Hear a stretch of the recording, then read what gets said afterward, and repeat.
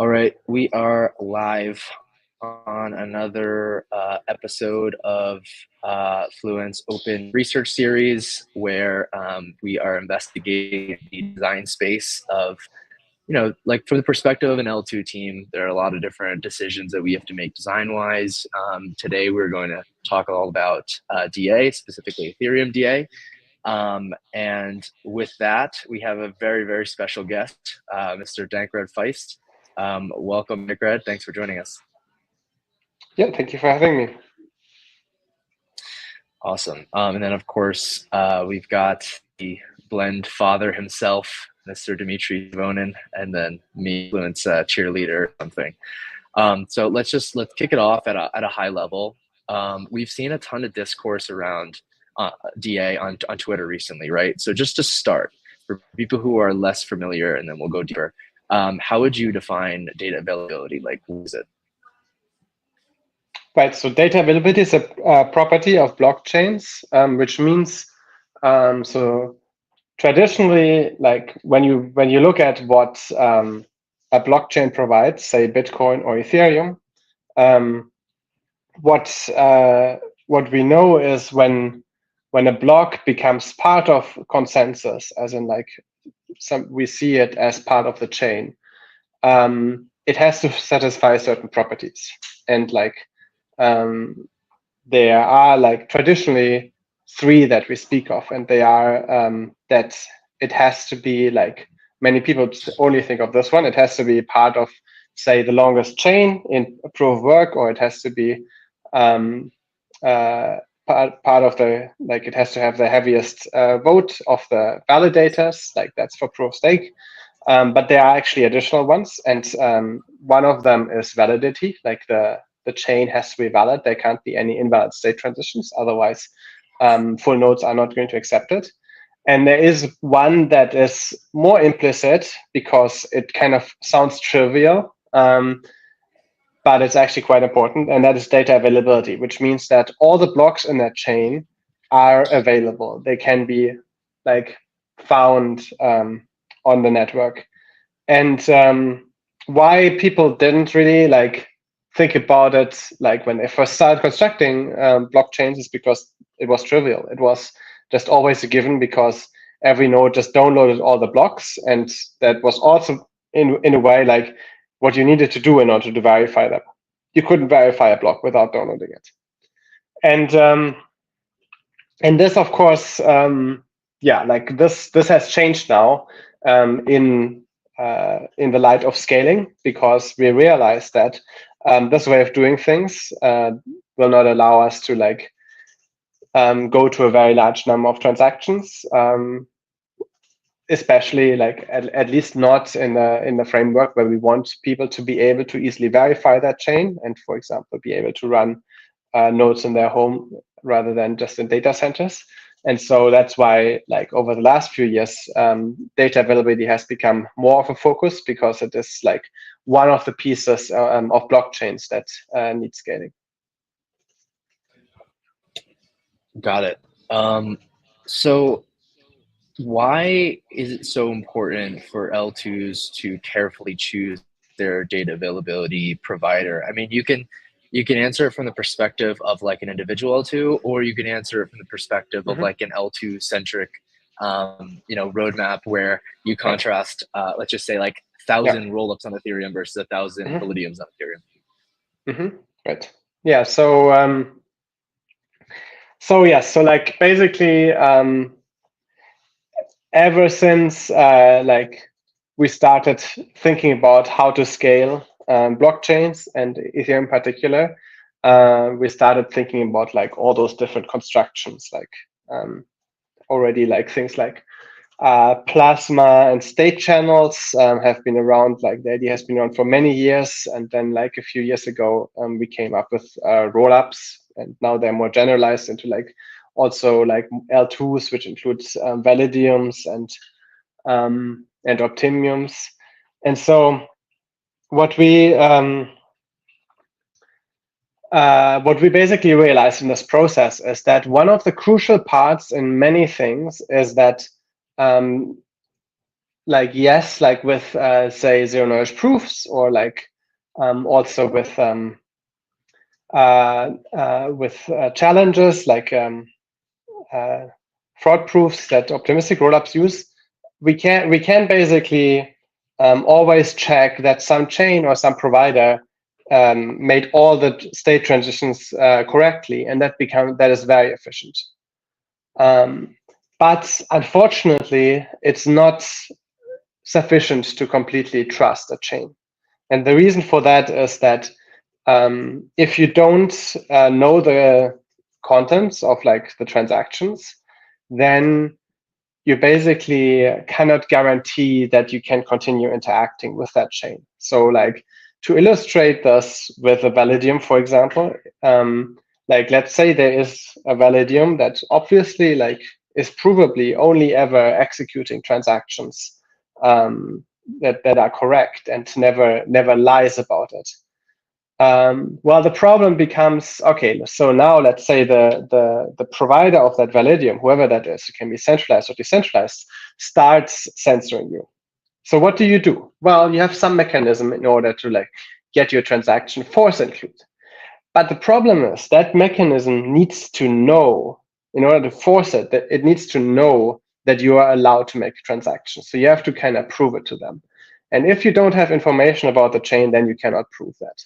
So this is the fundamental problem that we have to solve with data availability. And like when we understand that, then we can talk about like what the different solutions provide.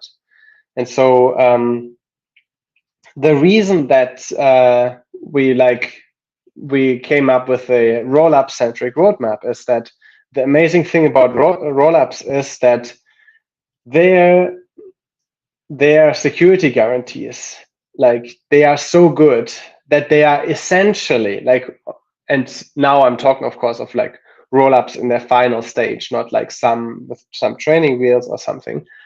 They essentially become as good in security and censorship resistance, at least long term, as the L1 itself is. So this is extremely strong. This is, of course, like an extremely strong guarantee.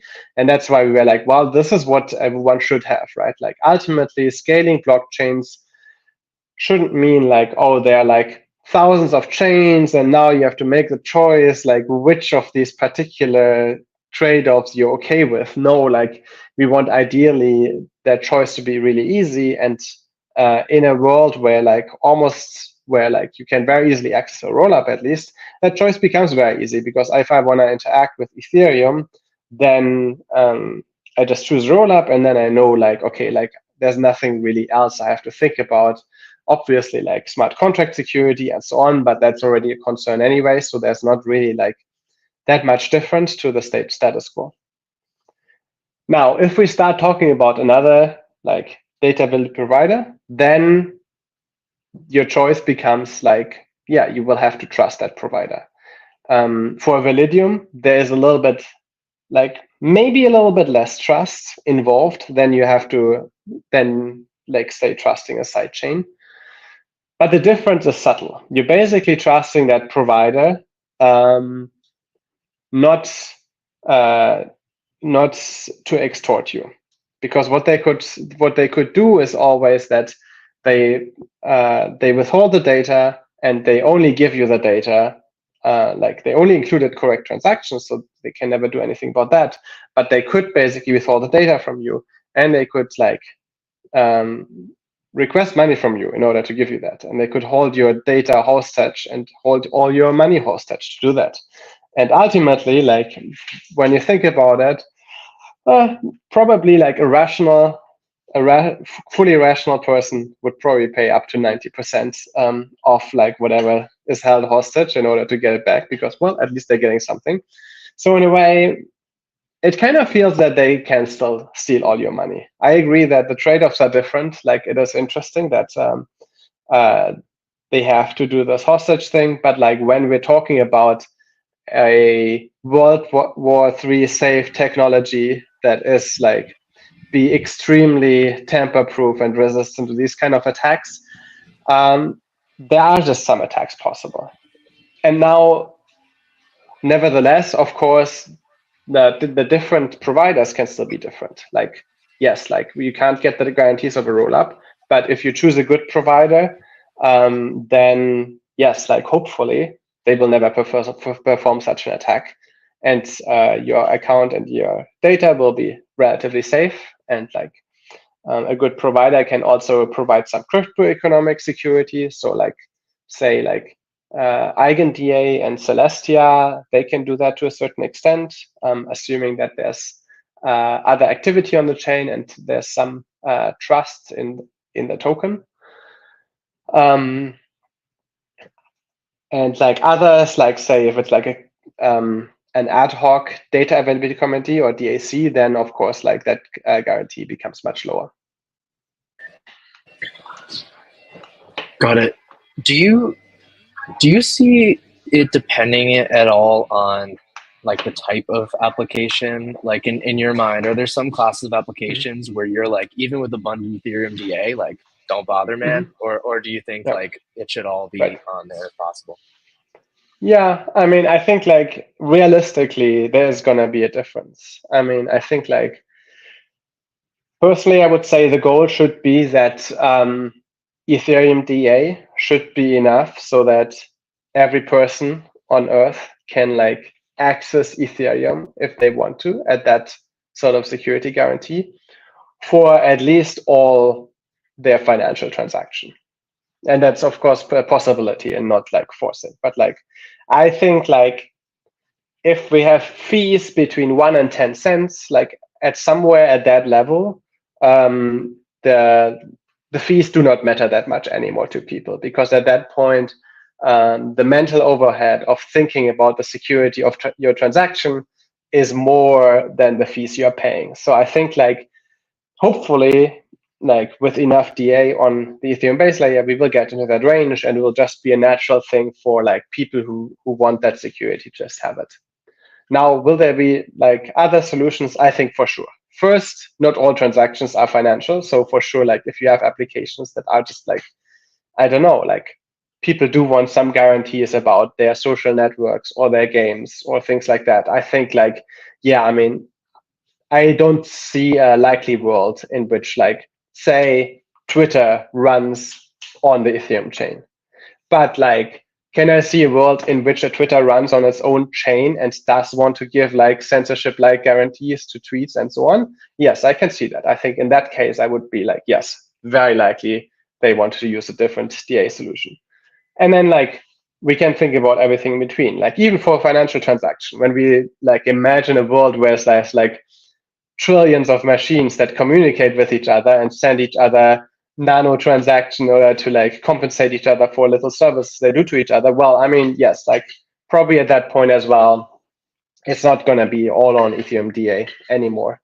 But I think like I at least hope that like it's going to be realistic enough that even for your coffee, you could actually use Ethereum DA and a rollup.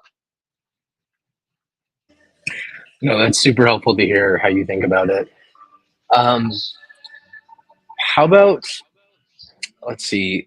Oh, there was, there's obviously a lot of recent discourse around DA and this notion of whether or not DA is a commodity. And so, actually, I believe we have a tweet that we want to bring up from our dear friend Wei Dai, where he poses that question: is DA a commodity? And then, as a follow-up question, do DA layers have network effects? And feel free to get nuanced with it. I know one thing that I often think about is the difference between DA as a standalone thing versus when DA is coupled with consensus. And I'm curious to see how you think about it.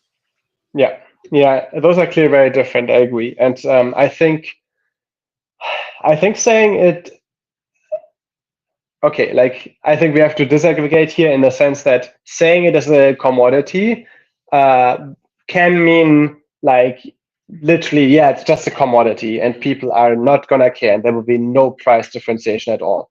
And I think on that note, I would say I clearly disagree. And I think that's gonna be very clearly wrong. And we will see the proof of that probably within months, if not like, maybe a couple of years. But it does seem extremely unlikely to me that there will be no differentiation between Ethereum DA and other types of DA. It's just like very unlikely. Now, that doesn't mean that I think there's a huge moat around it. So I do think what is true is that it will probably not happen that we charge huge amounts for DA in the future, because I think like even a couple of years already, Polinia started looking into this. Like he was this Twitter anon who wrote like some very good blog posts about lots of this stuff, and like he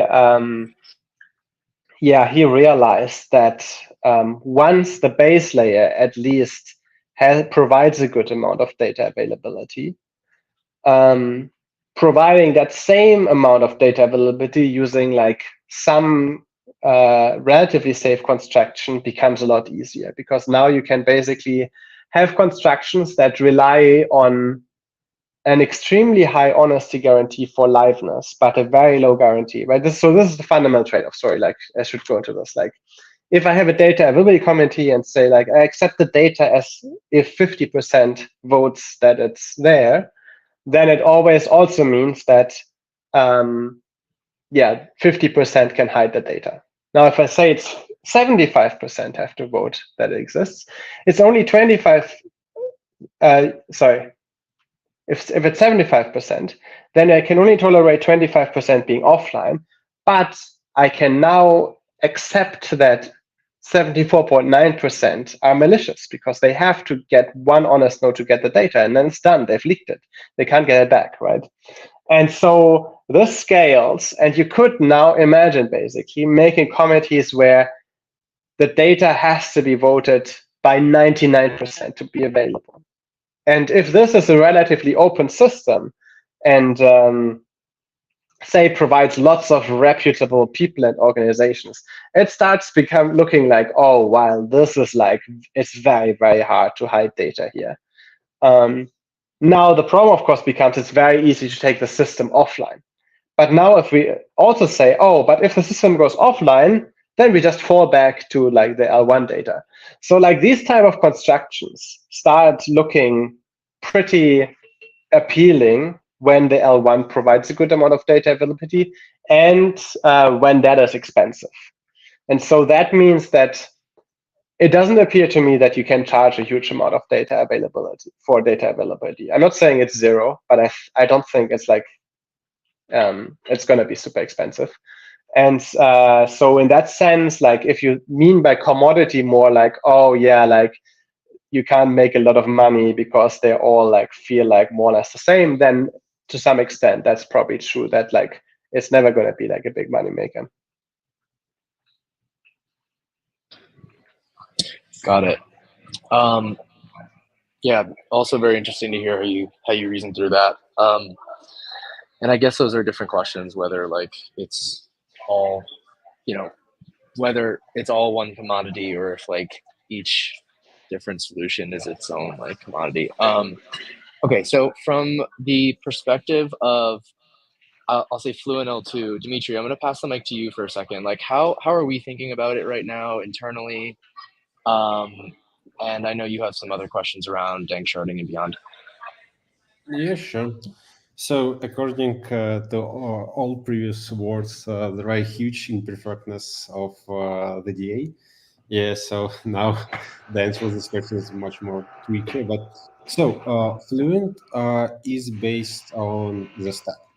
And our stack that we call Fluent Base, it provides different availability possibilities for developers to choose any DA provider they want according to the trade-offs, according to the application requirements, to the needs, and etc. So we do not limit developers on using our framework. From the Fluent perspective, we are aiming to be an Ethereum rollup. So we're focusing to be to settle everything as an Ethereum proto-dank sharding scheme.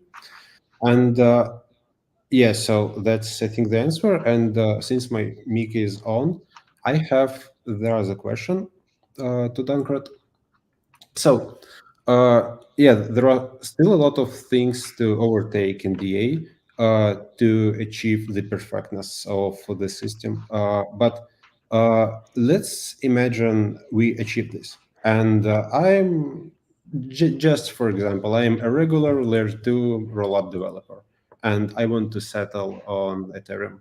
How the full Dank sharding scheme changed my development experience as a developer? What benefits I get from having all shards, scalability, etc.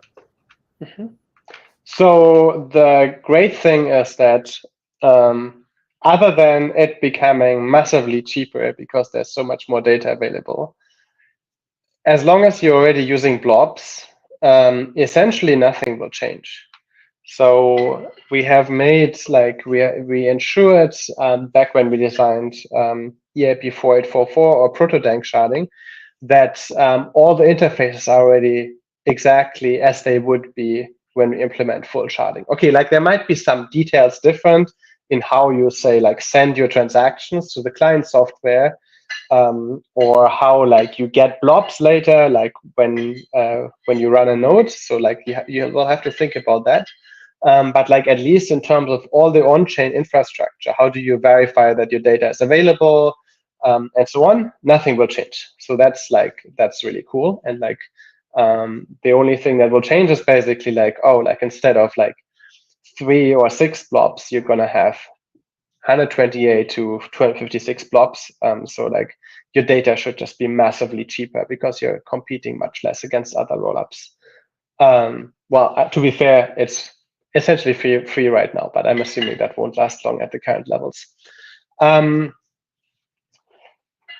If we do want to go into like the infrastructure a bit more, yes, there will probably be some things to figure out, as in, like, for example, you will, like, if you run a node, a rollup node that relies on getting its data from the blobs, you will have to figure out how to get the blobs, because right now all nodes get all the blobs, and in that world, it would be that normal nodes are only sampling the data rather than downloading all the data. So you will have to figure out, and I guess like maybe we'll have to figure out, because we're not there yet and we haven't really like thought about that world, because it's like still a couple of years away. But there will be like some way of configuring your node to get, say, specific blobs, and so that allows you to follow a rollup. Okay. But yeah, otherwise, I don't think that much will change in terms of how you do everything.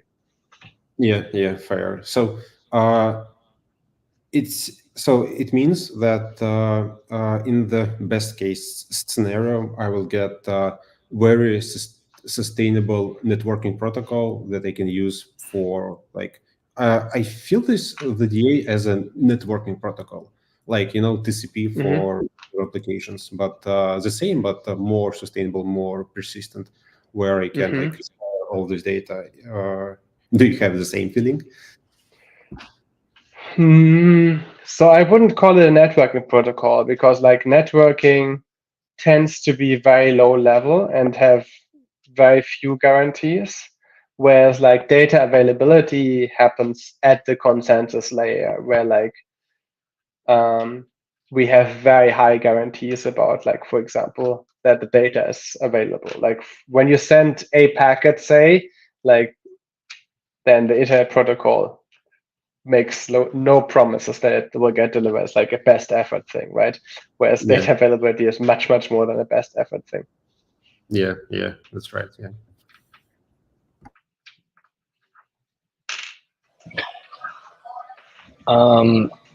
All right. So I don't know. I know, Dankrad, you do real research and don't spend all day on Twitter like I do. So, but I'm sure you've seen some of the discourse around um, Celestia, reaching like 50% market share. I think in terms of data posted. Any any hot takes on this, or like, how do you see it evolving? Just in general, like Ethereum's kind of like market share. How do you see that evolving over time? And then, like, do you see if you want to touch on like any differences between the two? I don't know. Anything you have Are we to add to talking that about? discourse? Are we talking about data posted or fees charged, or what is what is this? What do we call market share here? I think data posted. I think data posted. Right.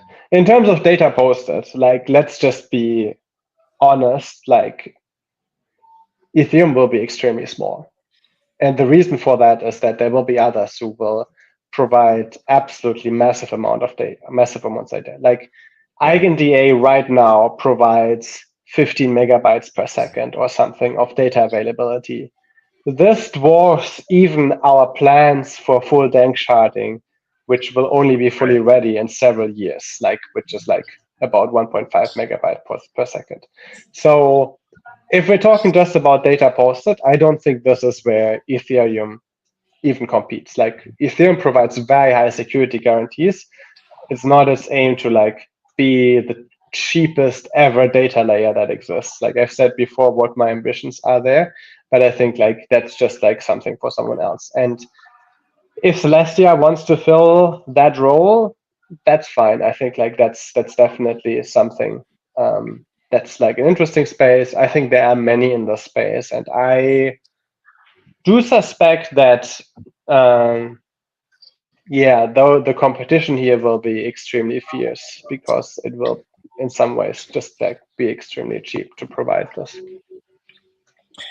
Got it. Yeah. No, I mean, that makes sense. And even when you start to see people posting data in like multiple different places, like I feel like if some L2s have come out and they're like, all right, it's so cheap in these 3 different spots because that's what they've optimized for versus like higher security that we're just going to post it all over the place. And so like you can, it's going to be impossible. Like there's no reason for Ethereum to even like compete on that, obviously. Right. Okay. You actually just touched on, you kind of front run my my questions on danksharding and how this plays out, right? I mean, people are aware of proto danksharding, like the full danksharding plan, but not everybody has intuition around like how the roadmap actually progresses towards it. Let's just say like 1 year, 3 year, 5 years. Is there any insight you can give on that, or at the very least, like how should people think about it? Yeah. So I think like right now our biggest medium-term improvement is to implement PDAS. It's kind of the simplest scaling data availability scaling solution that we can think of. Like it's basically implements the first version of data availability sampling. So in a way, this is the first time ever Ethereum will have some form of scalable data availability. And so this will hopefully be delivered as part of like, I think what we call the second Pectra fork next year. So we're looking forward to that. That's going to be hopefully like a major improvement. I don't know exactly yet what amount of extra blobs this is going to give. Like I hope it's we're going to land on some fair amount, but it will probably like be like once we have more data will be increased like gradually a little bit. And the next step after that is I think it's now termed full DAS. It's still like a big project on which we're working right now. It's basically what we're trying to find is after we figured out all the consensus parts of data availability, which I think like we already did with 4844, the missing piece, and that Peter somewhat figured out, but like we're now going to do at scale, is to figure out the networking of data availability sampling. And it's actually a very interesting project. So it's like in many ways, for many years with blockchains, we have just relied on the peer-to-peer layer and kind of just taking it as a given and not really looked very much into it. At least many of us haven't. And it turns out when you actually look at it, you notice, like maybe there are some dragons here that we still need to slay. Like, yes, like basically we maybe weren't that much concerned about it because like our security didn't really depend on it. It was more just like a potential DOS attack that was waiting here. And like, but like now that we really look into it, it's like, well, I think like we need to really understand much better what security assumptions we make, and hopefully get to a better place here. And yes, ultimately part of that is coming up with a construction that allows us to sample data both efficiently and securely. That's very exciting. No, I'm pumped to see that progress.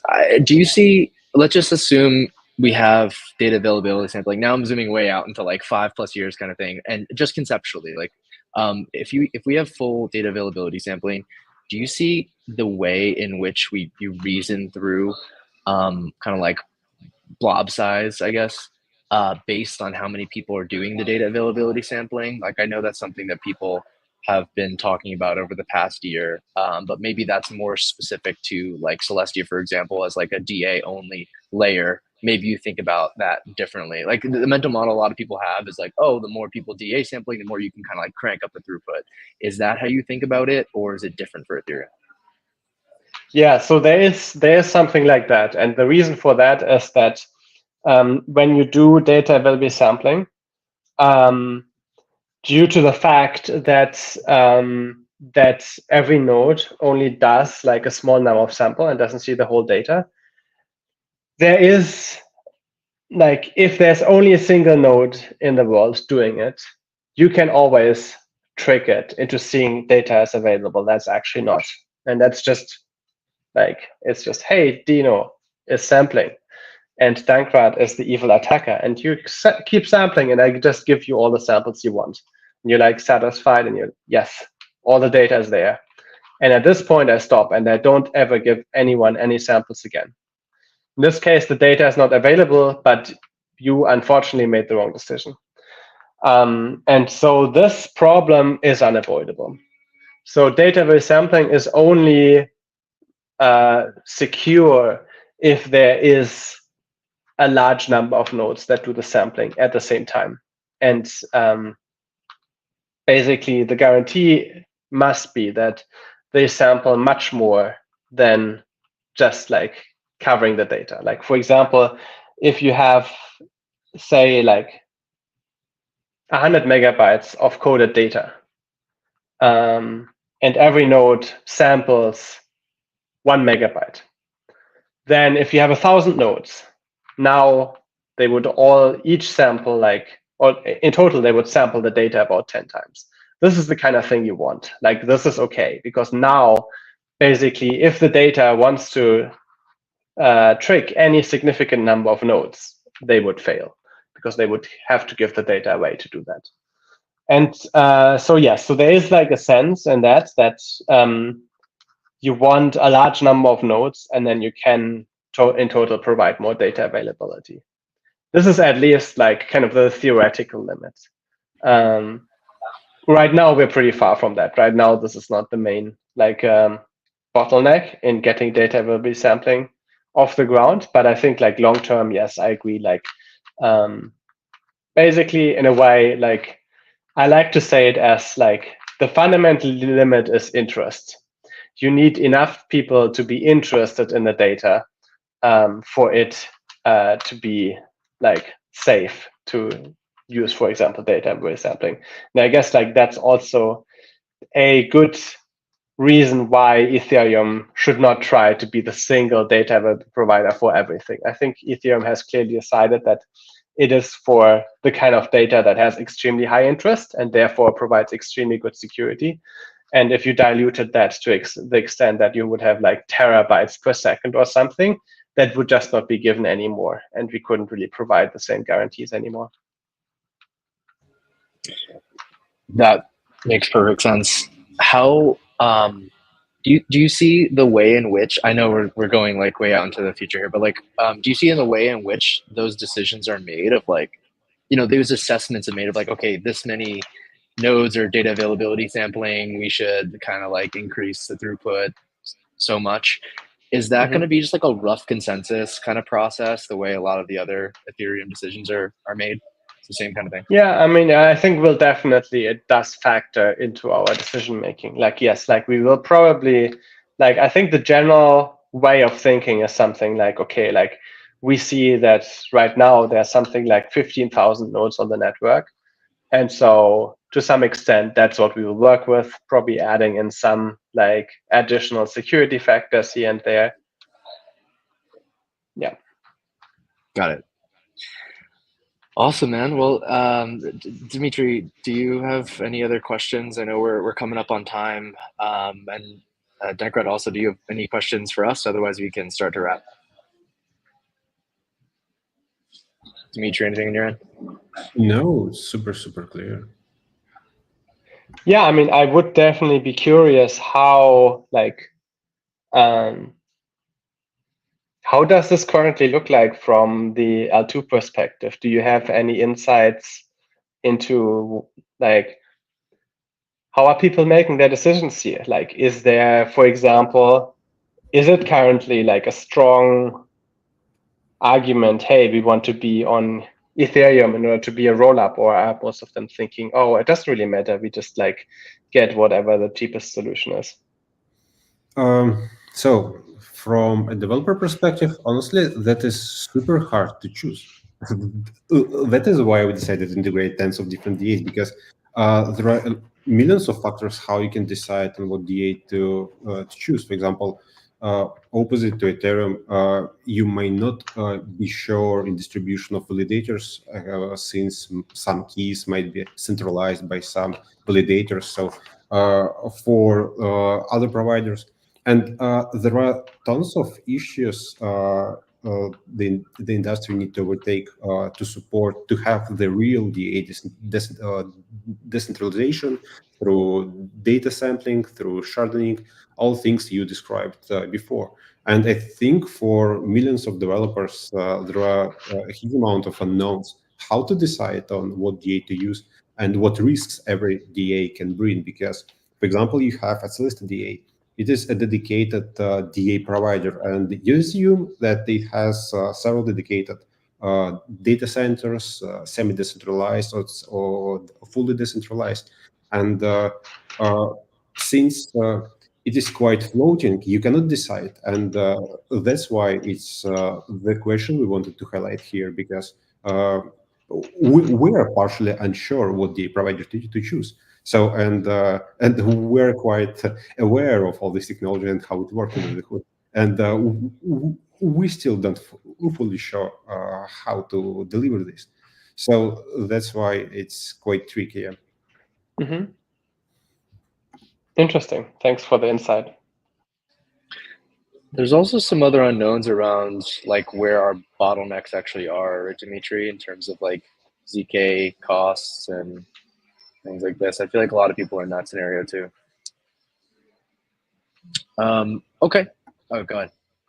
I just wanted to ask, are you talking about the ZK proving cost, or? Yeah, just like what our cost bottlenecks are. Obviously, you have to kind of juggle, what types of applications like we're trying to optimize for, and like there's the whole like ZK benchmarking that we're doing, and then there's like kind of like the DA throughput and costs, like where there's the speed part of it, like where's the bottleneck in terms of how fast the chain can actually go. Like, are we waiting on the ZK proving? Are we all this? It's a lot of factors. Yeah. Yes, that's true.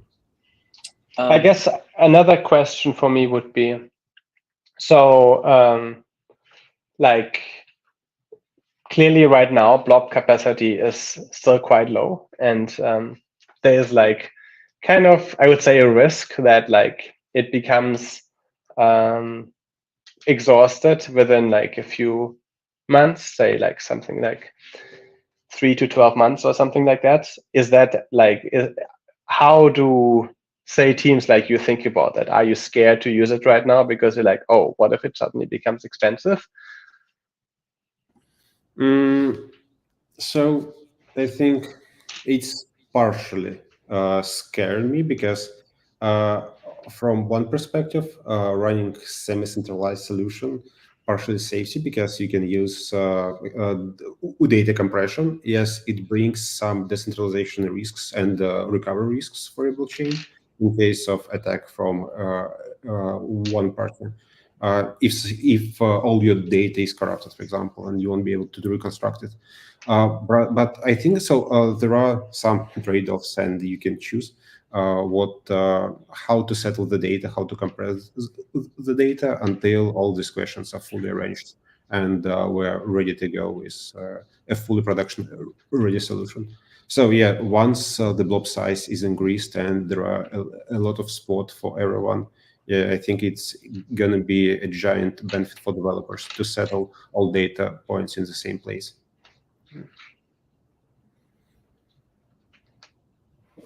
Cool.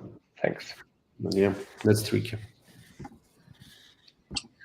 All right. Anything else on your end, Dankrad? No, thanks. That was very interesting to you. All right. Well, you've been very gracious with your time, and I know Dimitri, you got a cold, so you go rest up, man. And I think we can call it here. So thank you again for joining. This has been really, really insightful. Yep. Yeah. Thank you as well. Thank you, guys. Thanks. All Bye. right. See you guys.